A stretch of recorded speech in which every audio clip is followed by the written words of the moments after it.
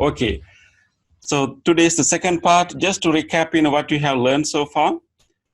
So we learned about 8 items of the Noble Eightfold Path briefly, and these are integrated, interrelated practices that we do. So this is mainly based on our understanding that the suffering is common, suffering is universal, or dukkha is universal to all living beings. So this whole path is the Buddha's strategy, Buddha's method of reducing and then overcoming this dukkha in ourselves and in all living beings. So this is more like a training and practice. So when we learn about right view, or let's say perfect vision, that was the translation that we perfect vision is to have some basic understanding that how suffering arises in our mind, and also to have a basic understanding the ethical maybe basic understanding that our actions produce results. So there are implications of our actions, and our actions has results, both wholesome and unwholesome, and then understanding that ethical that ability of our actions to give results to ourselves and others, and then based on that perfect vision, I think we understood that everyone is vulnerable to experience suffering. When you understood the whole mechanism of suffering, as long as we have unwholesome tendencies, we have our craving that is based on ignorance, everyone is vulnerable to experience suffering. But at the same time, we realize that dukkha is not a must. It is not a must. You don't have to necessarily to experience dukkha. It's a causal occurrence. It occurs when causes and conditions are together. So that is what allow us to engage in this practice to get rid of those causes and conditions that have some control, so that as we have some control, and by making those changes we can reduce and then overcome suffering. So what we are doing in other parts, other items of the Noble Eightfold Path, is to adjust our goals and also our behaviors in order to, in a way that can reduce and overcome our suffering. So this is what we kind of learned last week. So today we will move into the second part of Noble Eightfold Path, what you call the right intention, or maybe perfect intention.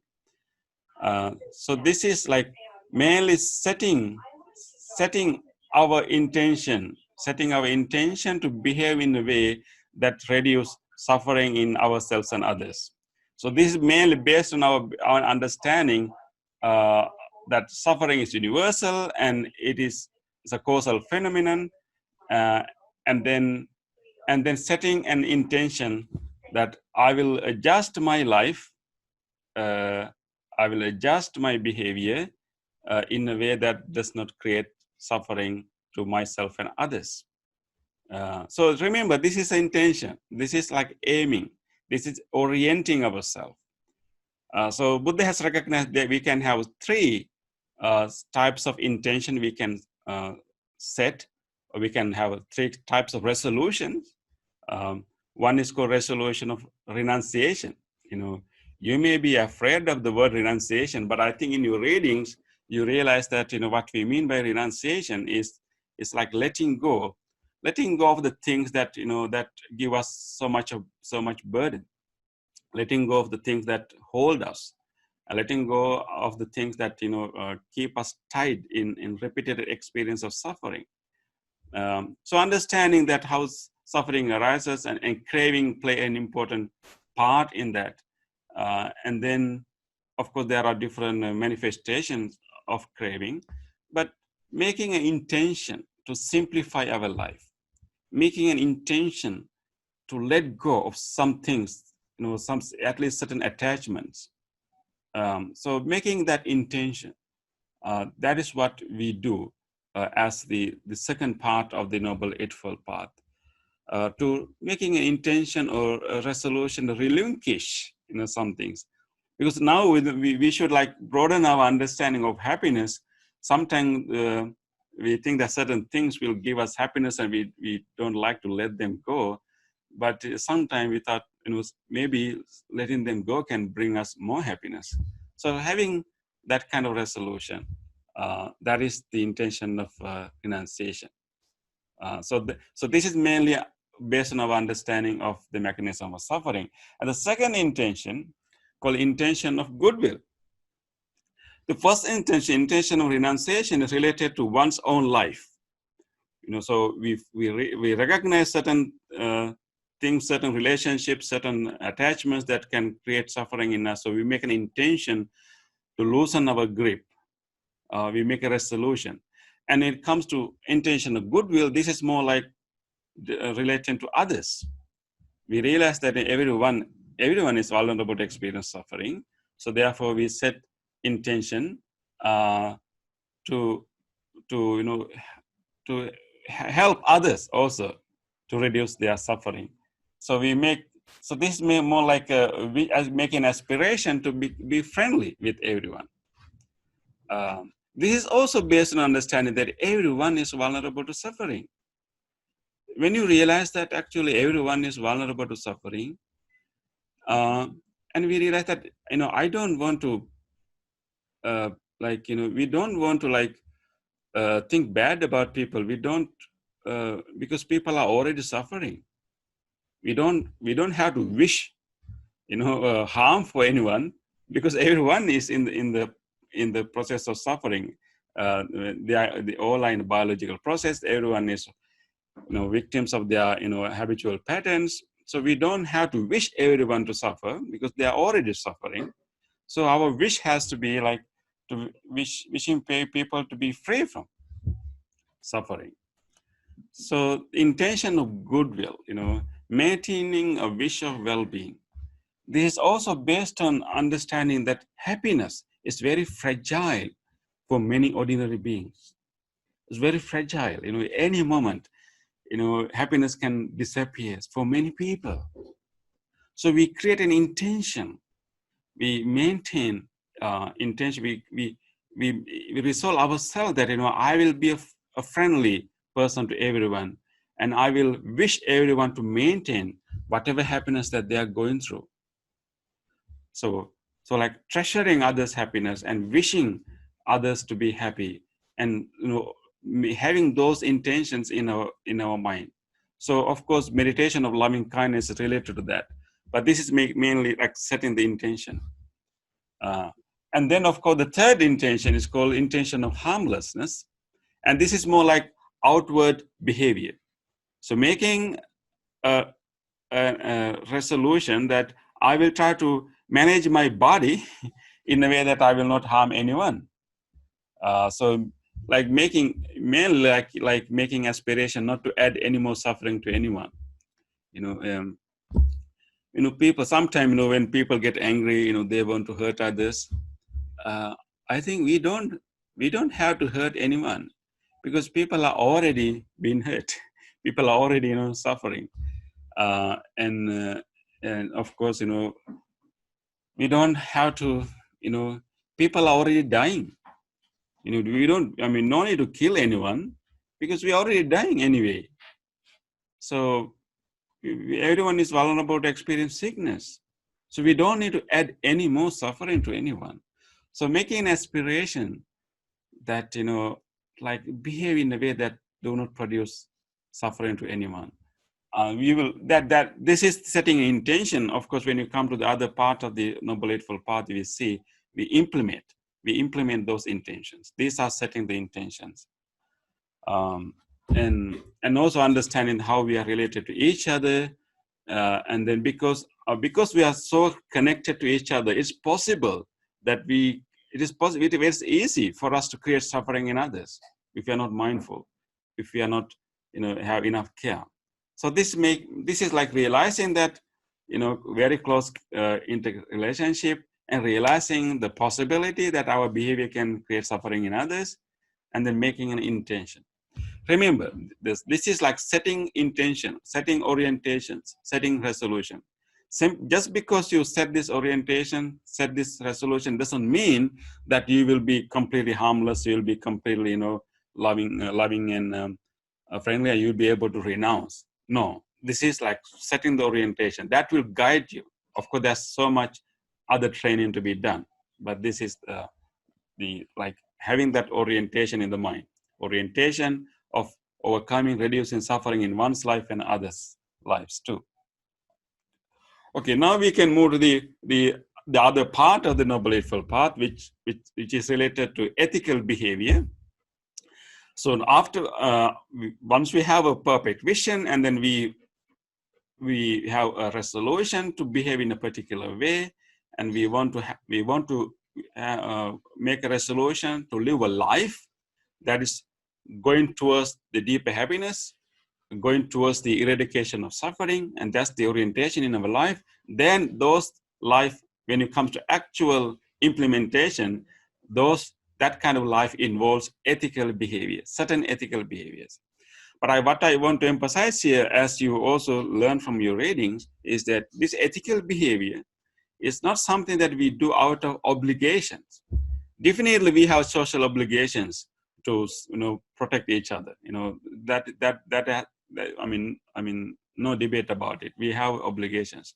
But when you come to practice Noble Eightfold Path, and we are practicing this not out of certain obligations or not like out of fear, but this is because of our commitment, because we want to live a life that is not producing suffering. So we recognize the behaviors that can produce suffering to ourselves and others. This is like, I like to say that this has been smart. This is a smart way of living. Try to find ways to be smart living a life that does not create suffering to oneself and others.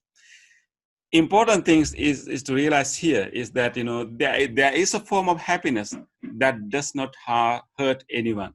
How good, if we can enjoy a happiness that does not hurt anyone. Such a noble happiness that does not hurt anyone. So we always should focus on happiness that does not hurt anyone. Actually, genuine happiness is that. So I would like to share an interesting quote from the monk called Thanissaro Bhikkhu. And Thanissaro Bhikkhu is an American monk, but ordained in Thai forest tradition, and he has translated so many Buddhist discourses to English too. So he has this nice quote: "Genuine happiness does not require that you take anything away from anyone, which means that it is in no way conflicts with the genuine happiness of others." So the genuine happiness, true happiness, does not necessarily require us to deprive anyone else from their happiness. So how wonderful, if we can focus on that kind of happiness. These ethical behaviors that we focus on, the other next three items of the Noble Eightfold Path, are aiming to have such an happiness. So I have the second quote here. When we understand that the true happiness, the dichotomy between one's own happiness and happiness of others disappear. That when you understand true happiness, a genuine happiness, and there's no dichotomy between my happiness and others' happiness. The others' happiness become my happiness, and my happiness become others' happiness. So, for example, when you understand the deeper happiness, let's say if you live a life of not lying and try your best not to lie, initially maybe you think that maybe I will not be able to take advantages in a certain, I will lose certain advantages if I lie. But when you truly practice it, you can generate a higher form of happiness. So, and then more genuine, more authentic kind of happiness because of being honest. And then in that case, you're also happy because you don't lie and cheat others. Others are also safe and happy. So the dichotomy between one's own happiness and other happiness can disappear when we understand true meaning of happiness. There's no person. So the first one is the quote from Thanissaro Bhikkhu. The second one has no person, and maybe you can put my name if you like.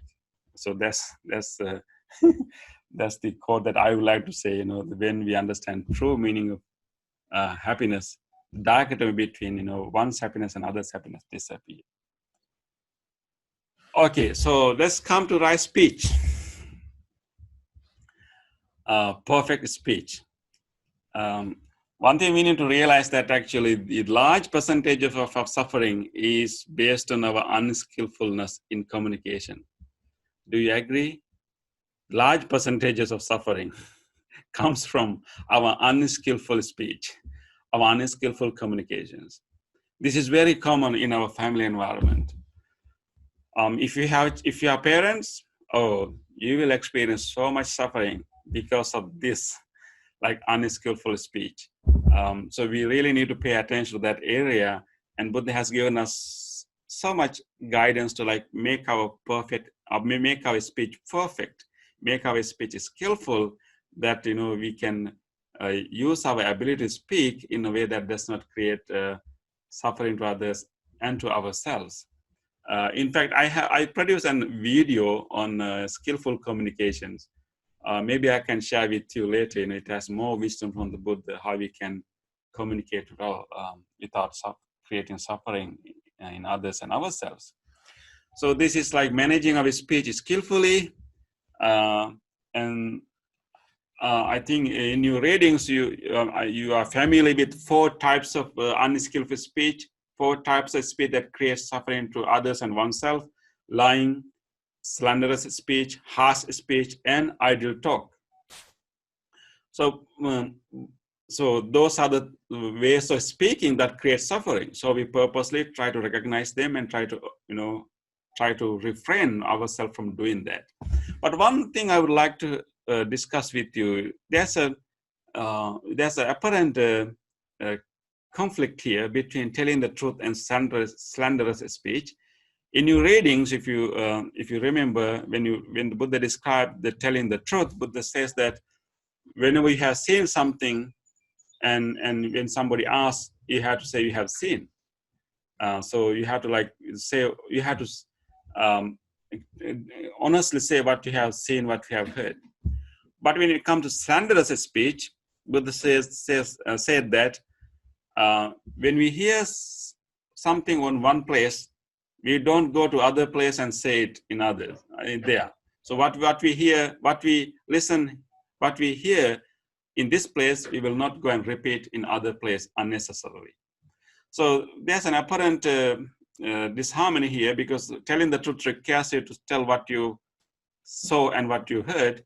And the slanderous speech is saying that you will not simply go and say what you hear in this place, and we'll go and repeat the same thing in other place. So how we can resolve that? Any suggestions?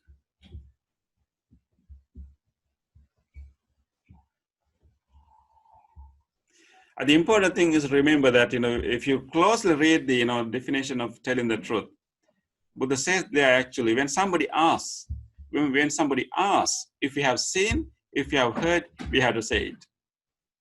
But when it comes to slanderous speech, nobody is asking us, and nobody is even interested to know. But we want to create tension. We have an intention to create disharmony, discord. So people are not even asking us. People are not even interested to know. But we just go and spread the news.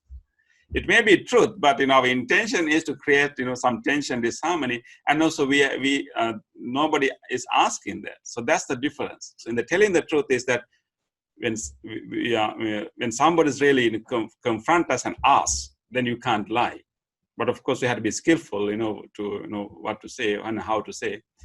But slanderous speech is intentionally you are doing it to create disharmony, and then you go around and tell these things without asking. Nobody has asked.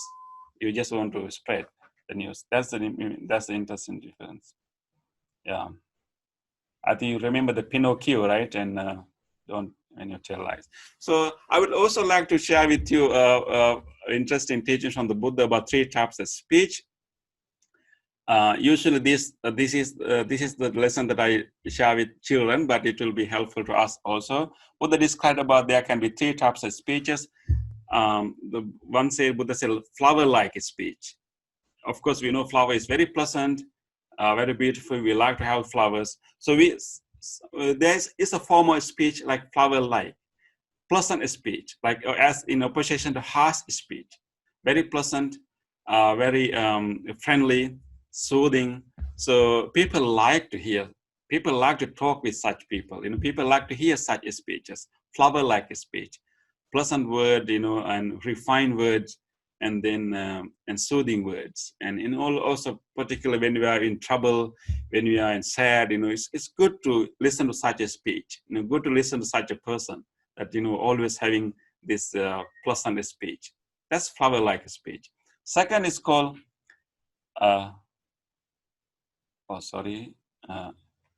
honey-like speech. Honey-like speech. So of course, honey is also sweet, but at the same time, honey also has a medicinal quality. So honey-like speech is like the speeches that always helpful and fruitful. There's a form of speech that always talks about important things and talks about some pieces of wisdom, wise things. So whenever you hear such a speech, you will always learn something. You always allow you to broaden your perspective. So there are people who speak like that. That speech like a honey-like speech, always beneficial, always fruitful. This is like in opposition to idle talk, or opposition to gossip. Always some important content in that speech, something to learn all the time. That is honey-like speech. There's a third-like speech also, which is not a good one. Are you ready for that? It's not a pleasant one. I hope that you will not be shocked when you see that. But this is from the Buddha, from numerical discourses. This is what Buddha said. This is the third type of speech. Are you ready? Yes. Oh, it's not coming. Yes, that is the third one. Poop-like speech. I think that is the most decent word I was able to find to translate the Pali word called Gutha Bhani. So the first one is called Puppa Bhani, flower-like speaking, and second one is called Madhu Bhani, the honey-like speak, and the last one is called Gutha Bhani, means poop-like speech. So sometimes there are forms of speech that when they speak in that way, it's like poop coming from their mouth. So disgusting, not helpful. So it's like creating a negative, environment, negative atmosphere, in harsh words, bad words. When I teach children, I encourage them, be aware of this poop-like speech. Sometimes when you speak, the poop can come out from your mouth. So make sure that you don't let it happen. And whenever your friends talk, bad words, and let them know that, the poop coming out from your mouth. That will help them to stop right there. So you have to remember, this is also, like managing our speech in a way that does not harm others, hurt others, and also ourselves too. And then, of course, then we come to the right action or perfect action, the behavioral part of this whole practice. This is actually mainly recognizing, identifying certain crude behaviors that create suffering in others and also us, and then purposely try to refrain from doing that. So this, remember, we are doing this as a way of training our mind. We are doing this because we want to live a life that does not produce suffering. We want to live a life towards the emancipation, towards the eradication of suffering. And of course, if you behave, if you do not refrain yourself from those actions, there are other repercussions too. But when you come to practicing Noble Eightfold Path, our whole purpose is to do these practices as a part of training our mind. And importantly, when you engage in this practice, when you refrain yourself from, for example, say killing or cheating, and of course we purposefully, mindfully stop doing those things. But what we are doing there, actually, we try not to feed those patterns of behavior, because our life is full of habits. The way we speak, the way we behave, is actually repetition of our, habitual patterns. So when we have these ethical principles in our life, and or we may feel like cheating others, we may feel like, stealing, but then you become aware of it and you don't do it. By refraining yourself from doing that, what we are really doing is to like weaken the habitual patterns. But of course, simply refraining from doing those things is not going to change a lot in your life. That comes in the later part. The last three part of our noble path is the real heart of the training. But this is like facilitating that training. So what are the crude behaviors that creates suffering in others? There are mainly three behaviors given by the Buddha. Of course, killing or like depriving, any life. And then, of course, depriving in life, remember, it means that, life of all living beings, not only human beings, recognizing that life is equally valuable. It doesn't matter whether you are human, whether you are an animal or any other being, as long as any being is sentient. Sentient means that the person who is capable of suffering. So any being who is capable of suffering, any being who can suffer are sentient beings. So recognizing that, there are life forms that are capable of suffering and not depriving their lives, and trying our best to not to harm and kill those lives. So that is the first.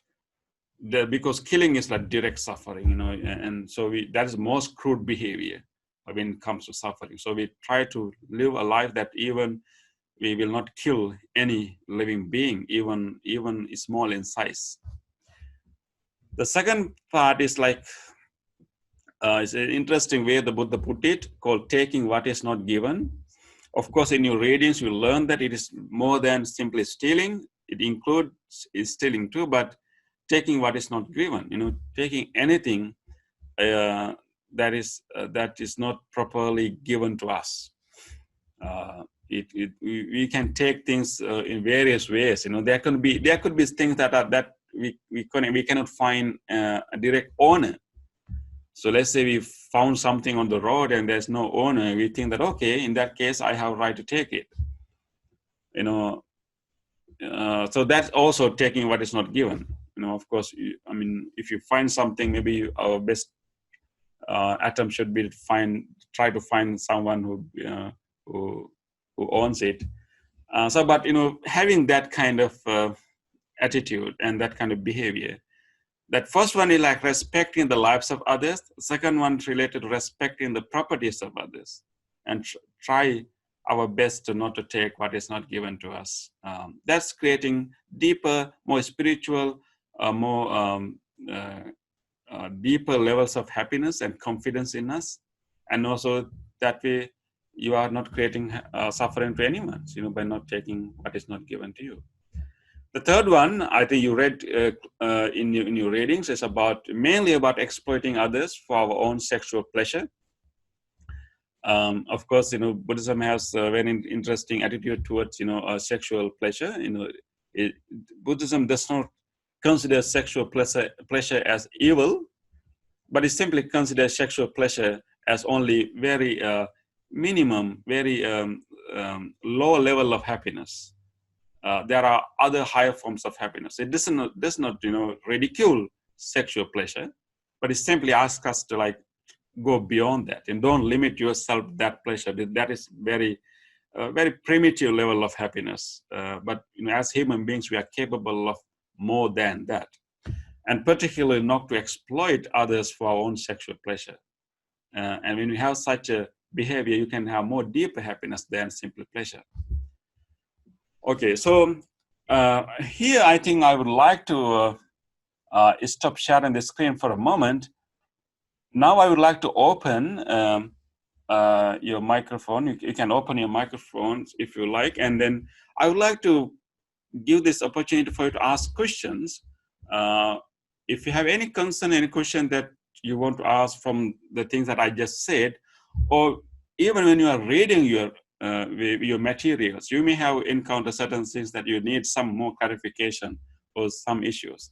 So please feel free to ask those questions right now. If you like, you can also type it and put in the chat section, or you can unmute your microphone and ask that question right now. Bante, Yes? this is Jeevaka. I have a little question. Okay. About sometime we call for that white lie. White lie. So it means like not for harsh or harmful to anyone. Maybe it just for the orienting to the situation or place. Can you please explain about that according to Yes. the Buddha Dharma? Yeah, I think that's a good question. Thank you. That is very common for all of us. So what about white lies that does not create apparent, like obvious suffering to anyone? We need to remember, of course, we are doing this practice as a way of overcoming suffering. But the suffering is suffering of ourselves and suffering of others. Maybe there can be certain white lies that may not create direct suffering to others. But this is what can happen. This is what can happen. When you say white lies, it creates a pattern in us. Whether it's a big lie or white lie, whenever we say it, it creates it strengthens our habitual. It creates a pattern in us. So if you have a habit of telling white lies, definitely that will push you to say other lies too. So it creates our own suffering. It kind of prevents us from moving beyond our our limited personality. So I would say, of course, there could be situations that we have to say that, but be very mindful and try your best not even to say a white lie, because that is harmful to you, even though it's not harmful to others, because it's creating a bad habit that can have so many other repercussions later without you knowing. You can be a victim to that patterns, and that is more suffering. Thank you very much, and so Okay, appreciate welcome. you explaining that. Okay, any more questions? Did I get any? Okay, I have a chat section here. Let me see. Okay, so there's one question from Sharon. What kind of guidance does Buddha offer for identifying and working with habitual patterns that may interfere with our ability to choose right speech, right action, and right view? Okay, I think Sharon, maybe you have to attend the next class to understand how we can really, directly deal with our habitual patterns. That is where the mindfulness and all other meditative practices are useful. But at this level, whenever if we can have this like principles in ethical principles in your life, you make a resolution to live the life of harmlessness, and then you make a resolution. I mean, you commit yourself that I will try to practice right speech, right action, and right livelihood. And then whenever those urges come, urges come like feel like cheating, feel like telling a lie, and when those things come, you become aware of them. But because of your commitment to live a life of non-suffering, and you try to like avoid it, you try to not to follow that urge, and you observe it and you feel it and let it subside. And that's what we can do right now. So this right speech, right actions will only allow us to confront those habitual patterns arising, but will not strong enough to to overcome them. So that is when that is where we need more inner practice of meditation. So we'll talk about it next week in detail. Okay, there's another question from Dunur and Sinuti. Is it all right to lie to protect someone, as in someone's being chased by a bad person, but they ask you which way the victim went? That's very interesting, very interesting question, definitely. So here you have this a conundrum, whether to say a lie or whether to save a life. So of course, the compassion should guide you. Compassion should guide you right there. If you remember, we are doing this to reduce suffering. and that will be a good compassion. I have the same experience actually many years ago when the hunting season started. So people start to hunt deer. So behind our body center we have a forest.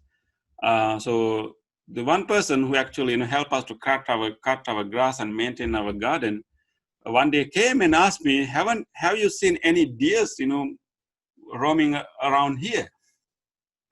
Of course I have seen deers coming moving around here, but he's asking me whether I have seen any deer roaming around here. If I say yes, next day he will come with a gun. And what you have to do, so you can come to such kind of situation. But of course, then compassion should guide you. But if you are skillful enough, you can find a way to not to directly answer that question and divert your discussion to somewhere else. And that is what I did.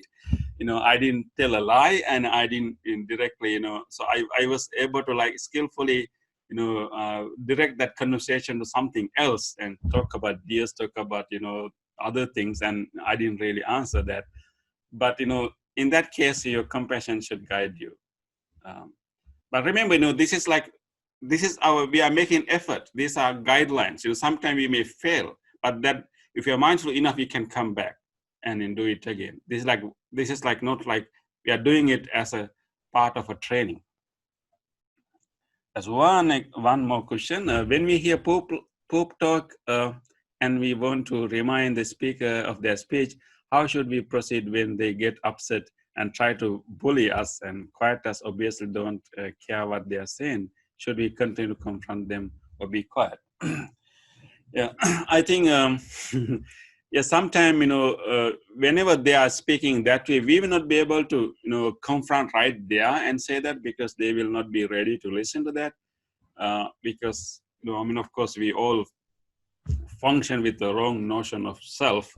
So I think if you are really compassionate to let these people know that they are talking poop like speech, maybe the best way to do it is not right there, maybe later. Because when they are not in that kind of mood, later we can another point we can friendly mention them that the way you spoke at that moment was not nice. It's not good for you, and it is not creating any good for anyone. And we can remind the person later. And if you start to confront right there, we can create a whole argument, and sometimes we may end up speaking poop like speech. So the best thing is to be skillful and mindful, and sometimes not to find the best time to say it. I think when you in your readings on the ideal talk, but specifically emphasize speaking is also about timing. What is the best time to say it? So that is all of the ideal speech is that it also telling things in our own time. So the timing is very important when to say it. So we can focus on that. Okay, now I'd like to ask another question from you. So now in our right speech and right action, we covered 4 behaviors. Certain behaviors that create suffering to others. So of course, right speech, we have lying, and then 3 other speeches. And then right action, we have not killing, not taking what is not given, and not engaging in sexual misconduct. So we have these things. I think that most of you are familiar with the 5 precepts. Are you familiar with the 5 precepts? Can I have a volunteer who can read me 5 precepts right now? Please feel free to open your camera and say the 5 precepts. The 5 precepts in Buddhism.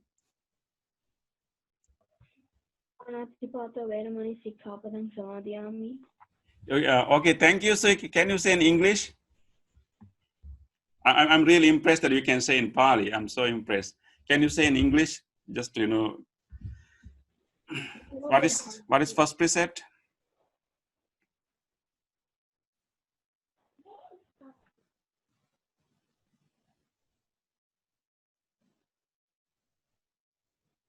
Okay.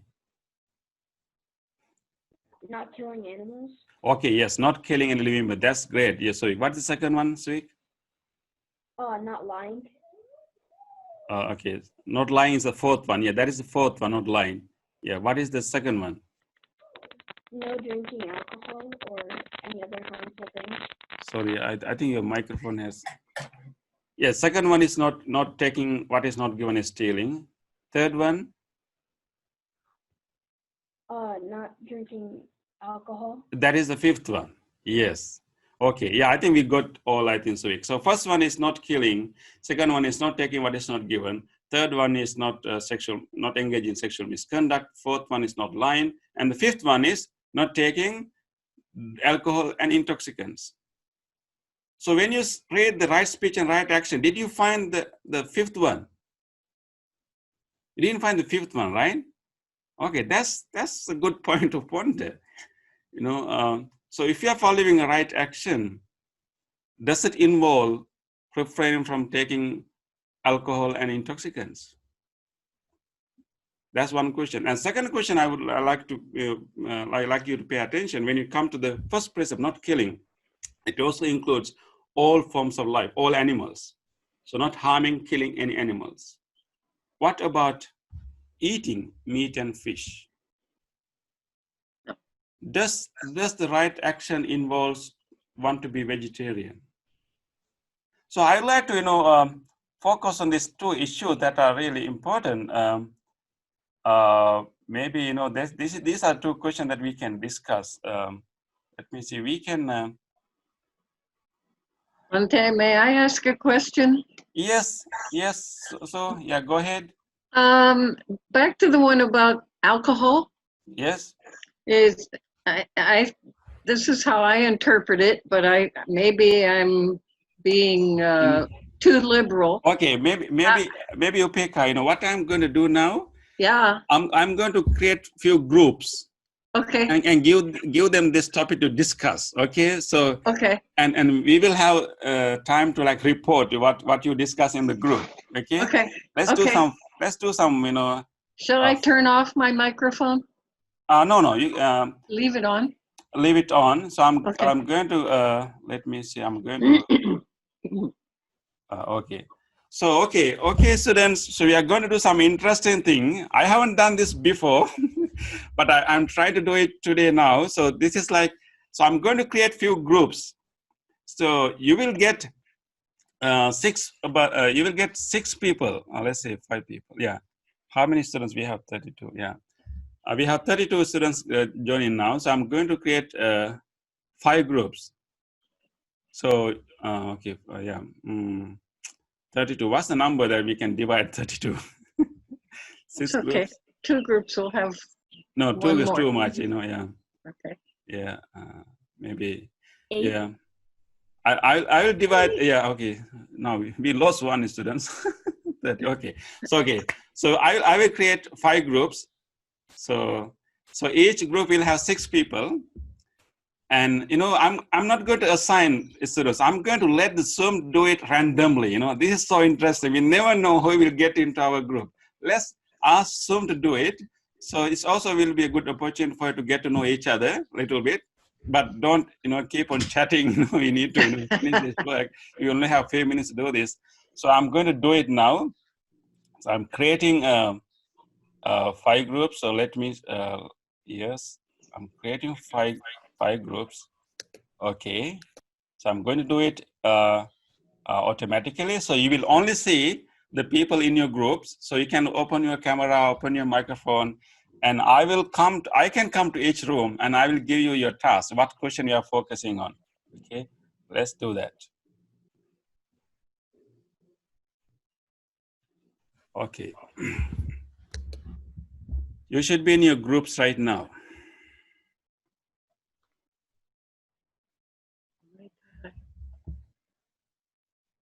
You can accept your groups. Okay.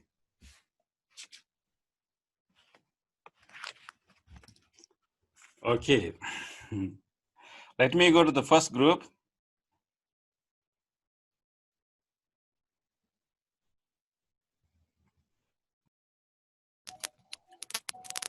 Okay, you have group 1. So interesting. How many people? Who are the people who are good? So your task is to please discuss whether the following right action requires one to be a vegetarian. Okay, that's your question. Okay, please. And also, I want someone to report your discussion results at the end. This is 10 minutes discussion.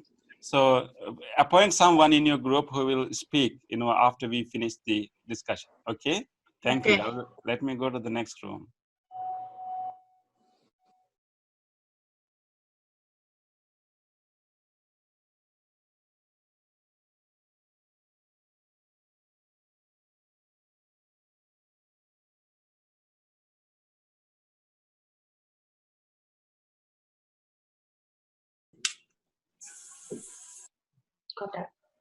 Monty, you're muted. Oh, looks like he's going to come to each group and ask the question. Okay. Is that so the question that you have to discuss whether following the right action involves whether the following the right actions requires one to be a vegetarian. So that would be the discussion you need to have, and please appoint someone who will report the result of your discussion later when we finish the meeting. Okay, you have 10 minutes to talk. Okay, please be familiar with among each other. Okay. And talk. Yeah, yes. So good luck. I will come back later. I will move to the next room.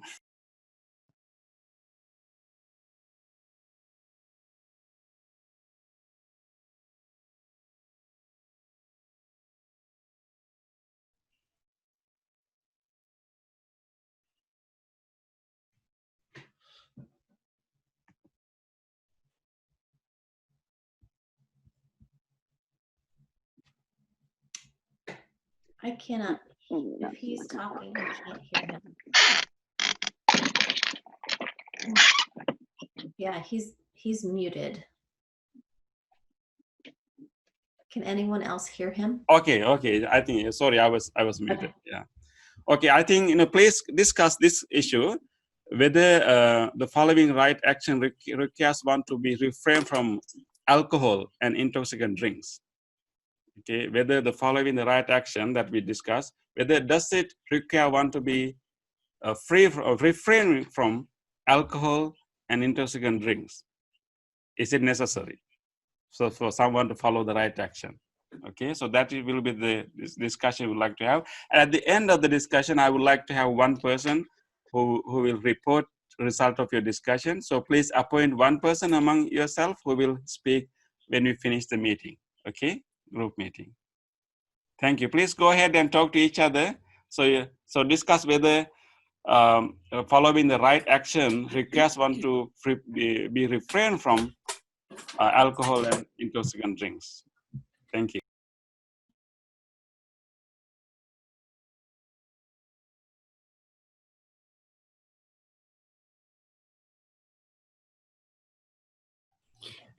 If I may add. Sorry.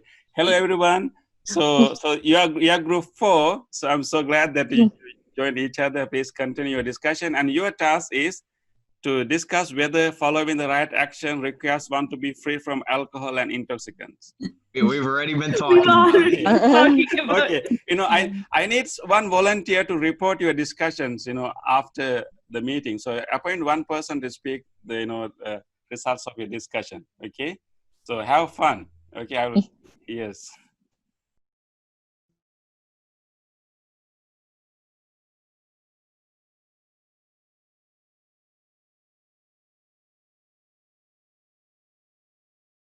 Like factory farming. Hey, Bante. So good to see you all. So how many people we have? 5 people, right? So please, your task is actually to discuss whether the following right actions requires one to be free from alcohol and intoxicants. That's the question, okay? So please discuss among yourself and appoint one person who will be reporting the result of the discussion after 10 minutes. I mean, now after 8 minutes. Okay, so appoint one person to give the report. Okay, have fun. See you later.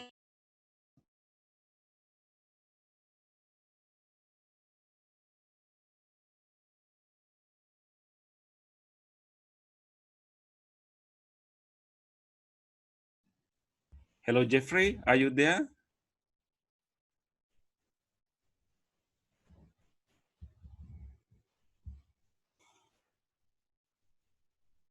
All sentient beings. So do we have to be vegetarian to follow that or not? So that Yes. was the topic. There were a lot of conversation, like some people who may be a vegetarian but may still consume dairy products, eggs, and things of the nature. Or Okay. some people may refrain from eating meat but eat fishes and eggs and things of that nature. And we went back and forth, is eating meat equals killing, or is it okay to eat them if you did not personally kill them, if it was slaughtered in certain What was the appropriate conclusion? way? Yeah. So there was a lot of conversation, and we just concluded there's no right answer that you have to be a vegetarian or not. Okay. And also, we can become vegetarian and provide proper nutrition to our body too. Okay. Okay, thank you. Thank you. So who's the second group? Yeah, so you kind of didn't really conclude, but yeah, we will discuss that. So who is the second volunteer of the second group number 2? Okay, so let's say, any group who discuss the same topic. Who is the volunteer to speak? I think Sue is the rapporteur for the second group. Okay, so volunteer. Yeah. Okay, so Okay. All right. Well, Bante, we had an interesting conversation, but the final conclusion was that according to the Buddha, he asked that monks eat whatever is given to them when they go on alms round. So if they're given meat, they eat meat. And we thought that there's no specific order that because we are Buddhist, we must be vegetarian. But if we want to honor the precept of not killing, then it should hold true that we would want to be vegetarian. So we started talking about intention and how if our intention is to kill, then we shouldn't be killing animals to eat. But if somebody offers us dinner that has meat in it, it's not so bad. Okay. And we had, We had like one not really directly involving in the killing, but yeah, okay. Yeah, and we had one very interesting question about if we needed to kill an animal in order to survive, and our intention was to do this for our own survival, which life was more important, the animals or ours? And are we I think. I mean, we are very fortunate to live in the era that we don't have animals coming and attacking us. But, the people who lived in that kind of society, they had to make a choice. Yeah. But we'll discuss that, so I want to quickly move to the next one. Most everyone in our group was vegetarian. Okay, yeah. Or borderline. Yeah. So can we have volunteer from the group number 3 who discuss the alcohol problem? So maybe anyone who talks about, whether, right action involves refraining from alcohol. Can any volunteer from that, any group that discuss that topic? Can you unmute? Yes. Yes, Nikki, are you from that group? Yes. Yes, I was in a group that discussed that. Yeah. And what we discussed that sat right with me was, so we talked about how consuming alcohol and drugs can lead to not thinking rationally and like becoming a evil person. And the harm to yourself and others can come from the extremes. So like, for example, like consuming too much. However, we also talked about how it may not have to be eliminated completely, because on the other side of things, the example we talked about was for people who do use like marijuana, if it helps to calm them and helps them to come as a into pain medication. So there's like two sides of it. Okay, thank you. That's nice and interesting discussion. So okay, we have another group. Can volunteer from another group discuss the same topic? Can tell us the conclusion? Yes. Hi, Bante. Group 4, we had a really good discussion as well, and good to hear that. we kind of went roundabout, and I would say probably one of our general topics was yes, too much alcohol, like group 3, can lead to very, very harmful habits. But one of our bigger things was, minimal alcohol is supposedly beneficial for you and your health. Okay. So we were thinking maybe that's why it was left out. And then we're also wondering if maybe if that was related to the first precept already. And somehow 1 and 5 were interrelated, and maybe that's why it was excluded. Actually, right yeah. Action. Yeah, it is not excluded in the 5 precepts. Right, and then but it is not mentioned in the Noble Eightfold Path. Right, and then our last and our biggest one is maybe it comes down to the intention and the volition of where you're at when you're doing it. Yeah. And if you can control that, then maybe it's not such a big deal. Okay. So the question is, can you really control yourself? Yeah. Yes. Okay. That's an interesting, nice, engaging discussion. Yeah. So we have one more group, right? So can anyone from that group can tell us what was your conclusion about alcohol and intoxicants? We have one more group.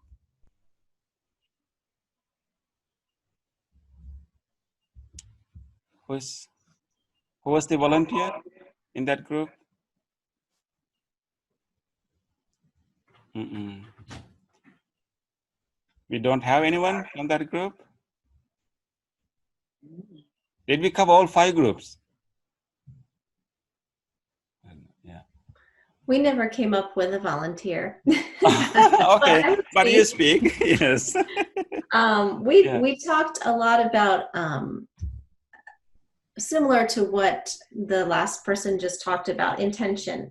Okay. We talked about, if you use alcohol when you're cooking, or if you just have one drink with your meal and it's not the intention of becoming drunk and the intention of, losing control. Okay, so I didn't see your name here.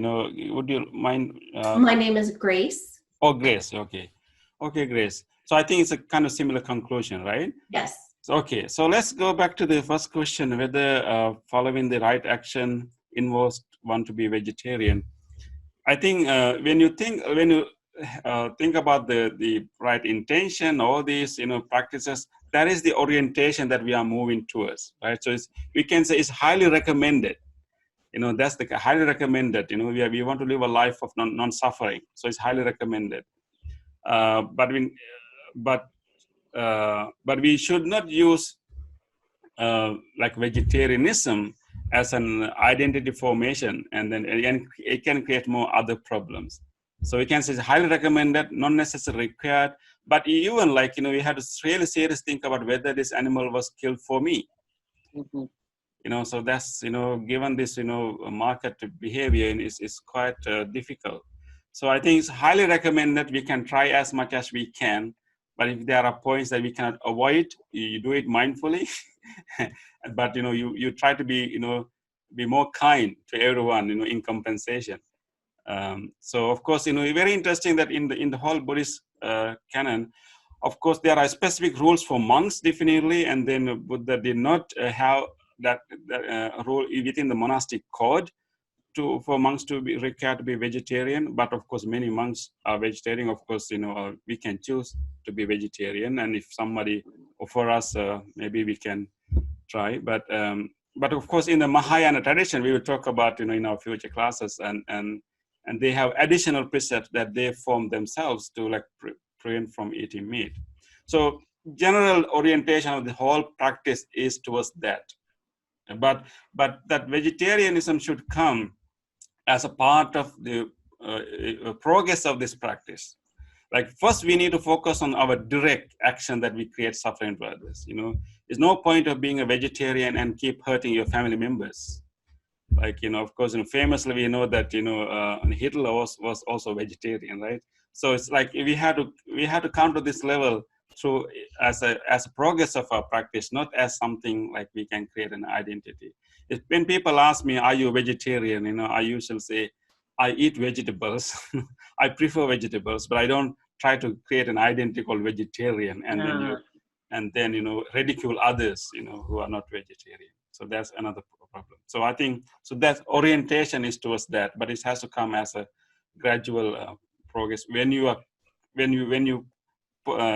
stop harming so many other ways, other ways.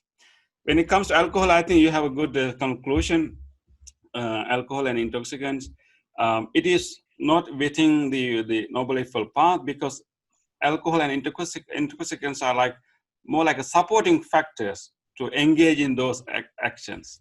So not alcohol and intoxicant, taking them themselves itself may not harmful, but it can lead you to do other things. So it's a different category actually. So it's just like, maybe, like other supporting factor for us to engage in killing, cheating would be like having a bad companion or bad companionship, right? So in the same way, using alcohol and intoxicants will not allow you to follow this life of non-suffering, because this kind of life requires so much of mindfulness. We'll talk about it next week. And it's using alcohol and intoxicants really, destroy our mindfulness, then how you can follow that path, right? So I like to conclude with an interesting story. I heard from one of my friends about this alcohol thing. There was one person who had a really bad life. He did so many bad things. And then finally, somebody asked him to go to a monastery, go to a teacher, and he spent some time with him to get trained. So he spent a few months under this teacher, and he kind of purified himself. And he realized all the bad things he has done. He make a commitment, okay, I'll be a good person from now. I'll go back to my family. My wife and my children are waiting for me. I hurted them so much. So he purified himself. So now make a commitment to live a good life. Is coming back home. So he had to cross a river in those days. I'm talking about ancient times. And that it happens to be that there was so much rain. So the river was the current was so strong. The ferryman who crossed the river has stopped his service. So he couldn't cross the river to go to his village. So he had already made a halfway through. So now he had to spend that day in this part of the village, in this part of the village. So then he decided to stay overnight that area. So he was looking for a place to stay. He saw one house with a lit candle, and he went there, and he realized that there's only one lady there. So he asked, I want to go, but I cannot cross the river. Can I spend a night here? And lady said that, if you want to stay here, you want to make a favor. I was going to prepare dinner, but I have a chicken, so there was nobody to kill. If you kill this chicken and help me to cook, I will let you stay here. The person that I spent 3 months with the teacher. I have committed to live a good life. I can't kill anyone. And he said, okay, in that case, how can I let you stay? Or maybe let's go to the shop nearby, and then you can lie to him that you don't have anything, and you can lie to him, and you can take things from him. Again, he rejected to do that. And he said, maybe then we both go there, and I will start a conversation with the shopkeeper, and you steal, what they have, we can have good dinner. Again, he rejected that. And then, of course, she also even offered, in that case, I'm alone here, maybe you spend time with me, you had to sleep with me. And he said that I have a wife, I committed my life to live a moral life, I can't do that. So all requests were denied. I say, in that case, I'm not allowed to let you sleep here, spend the night. Then at the last, he said, okay, in that case, how about joining with me for a drink? then I will allow you to stay here. So he thought, okay, it's not like killing and stealing, so maybe what's wrong with having a drink with her? So he agreed to the last request to have a drink with her. So they were having a nice conversation, having a drink, little by little, little by little. Of course, after a while, he got drunk, and the lady was managed to get him to kill the chicken and stole the things from the shop and do all other bad things. So earlier he was able to keep himself, disciplined, because they started to drink. He did all the things that he rejected to do in the first place. So that's the influence of the alcohol. It's more like supporting. It doesn't allow you to keep such a disciplined, moral, and also mindful life. So that's the category. It's a different category. So I think we covered a lot today. So I think when it comes to right livelihood, it's also the same thing. We carry the same intention, same life of non-suffering to our livelihood. It's very important. I think it's so good information you found in the readings. If you have any questions regarding that, maybe you can send me an email. We can do that. So I think that is what I had to share with you today. Thank you, Bhante. So things, I hope that, we all had the nice discussion time. So when it comes to this kind of practice, when you can learn any new practice, we come to an area we know that is wrong, but we are not able to not able to like stopping us from doing that. I think the Sharon questions related to that. So we call it conscious incompetence. We know that it is, bad, is creating suffering, but still we can't stop doing it, right? So conscious incompetence. Initially, we have unconscious incompetence. We even don't know what creates our suffering. We're just engaging in blaming others, and But then after we learn these things, and I think we have come to a point what we call conscious incompetence. First is unconscious incompetence. You don't know, and you are also incompetent. But now you know, but you're still not strong enough. Conscious incompetence. Okay. So the next step will be conscious competence, that we are aware that we also have skills to, not to create suffering to others. So that's the state that we will need to move. In order to do that, you need to learn the real changing of the mind. And that comes the next 3 steps in the Eightfold Path: right mindfulness, right effort, right mindfulness, and right concentration. That is where the real change happens. So let's learn how we can be conscious competence, how we can achieve conscious competence next week. Okay. Thank you, everyone. It's nice to have you all. Bhante. Thank you, Thank Bhante. Yeah. Wish you all well-being and happiness. Let us take a moment to dedicate this practice, this learning, to all living beings. We learn this practice to help ourselves and help many living beings to reduce and eradicate suffering. Whatever the wisdom that we develop, whatever insights we gain from this gathering, and let us make a wish that may we be able to behave in a way that we don't create suffering to anyone. May this practice be dedicated to all living beings. May all living beings free from all forms of suffering. May all living beings be well, safe, and peaceful. Thank you, everyone. See you next time.